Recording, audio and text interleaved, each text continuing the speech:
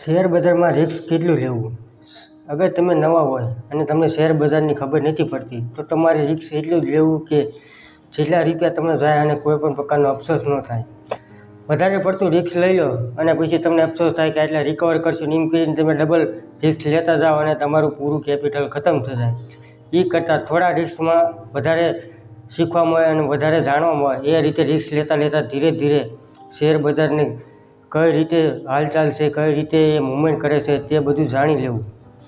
થોડા રિસ્કથી કામ કરવું જેથી તમારી મેન્ટાલિટી પણ ડેવલપ થતી જાય અને તમે વધારે નફો કરતા જાઓ.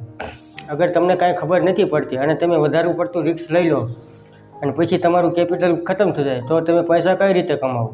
પૈસા કમાવા માટે રિસ્ક મેનેજમેન્ટ કરવું બહુ જ જરૂરી છે. એટલા માટે તમારે એટલા રૂપિયાનું તો રિસ્ક લેવું જેથી એટલા રૂપિયા કદાચ વ્યાજ જાય તો તમને કાંઈ ફરક પડે નહીં. તમે વધારે પડતું રિસ્ક લઈ લો અને તમારું પૂરું કેપિટલ એમાં વયું જાય અને તમને મોકો મળે તો પૈસા ન હોય તો તમે કમાવો કઈ રીતે? એટલે પૈસા કમાવા માટે પૈસા બચાવવા વધારે જરૂરી છે.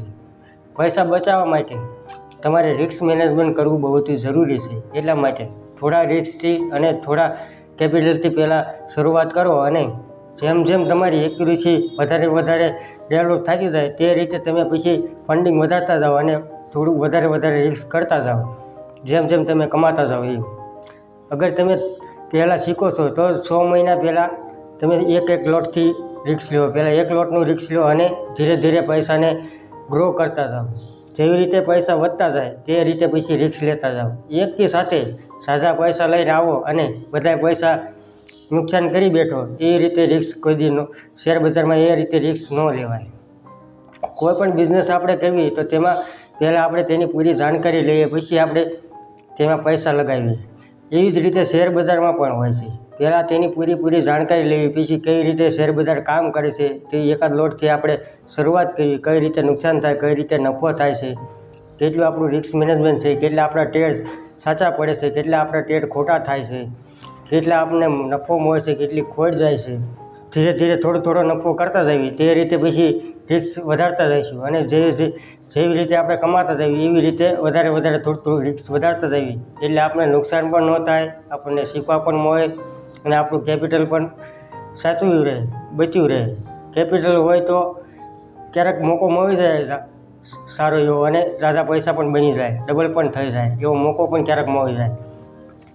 એટલા માટે કેપિટલને બચાવવું બહુ જ જરૂરી હોય છે. એટલે કેપિટલને બચાવીને જ રિસ્ક લેવું જોઈએ. કેપિટલ ખતમ ન થાય તે માટે થોડા રિસ્કથી ટોપ-લોસ સાથે ટ્રેડ કરવું અને અમુક નિયમો બનાવવા કે આટલું રિસ્ક જ લેવું, આટલા રોજના આટલા ટ્રેડ જ લેવા, વધારે પડતું ટ્રેડિંગ પણ ન કરવું.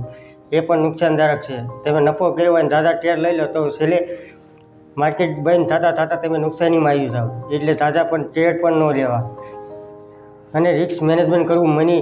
પૈસા તમારી પાસે અગર 50,000 હોય તો 10,000ના રિસ્કથીને ટ્રેડ કરવું. વધારે પડતું રિસ્ક લો તો તમારું કેપિટલ પણ પૂરું થઈ જવાની શક્યતા રહે છે. એટલા માટે થોડા રિસ્કથી કઈ રીતે ઝાઝા પૈસા બનાવવા તે રીતે આપણે ટોપ-લોસ ઓર સ્ટ્રેટેજી મેન્ટેન કરીને રિસ્ક લેવું તો જ તમે પૈસા કમાઈ શકશો, નકર પૈસા નહીં કમાઈ શકી. અગર ગમે ને આપણે ટ્રેડ લેવા મળશું તો આપણો ટોપ-લોસ વધારે હિટ થઈ જશે અને આપણે નુકસાનીમાં આવી જઈશું. એટલે જ્યાં તમારો ટ્રેડ બને ત્યાં જ તમારે ટ્રેડ લેવાનું. 1:2, 1:3નો રેશિયો હોય કે એથી વધારે હોય તો જ તમારે ટ્રેડ લેવાનું.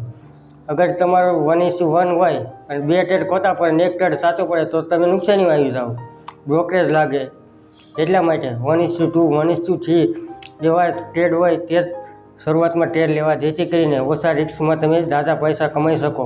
કદાચ 1-2 ટ્રેડ ખોટા પડે તોય પણ તમે નુકસાનીમાં ન આવો, નફામાં જ રહો. એટલા માટે જેમ બને તેમ કમ સે કમ રિસ્કમાં ટ્રેડ લેવા જેથી કરીને તમે બઢિયા સે બઢિયા મુનાફા કમા શકે.